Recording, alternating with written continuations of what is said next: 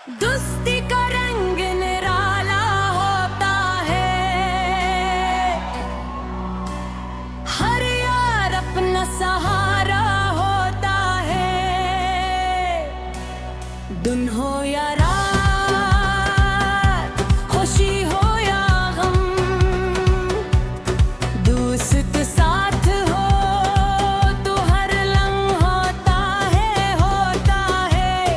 हंसी में साथ, रोने में साथ, हर मुश्किल के हर कोने में साथ। दुनिया छोड़ भी बेगिर हाथ,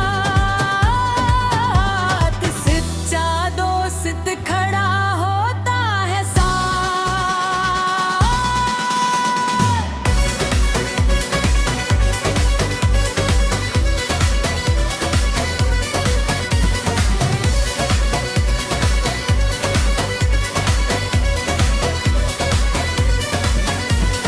हमने भी कुछ यार बनाए थे, दिल के बेहद करीब लाए थे। कुछ वक्त के साथ बदल गए, कुछ आज भी दिल में समाए थे। दोस्ती सिर्फ नाम नहीं होती, अपने की खामोश दुआ होती। जो बगैर मतलब साथ निभाए, भी असल में वफा होती।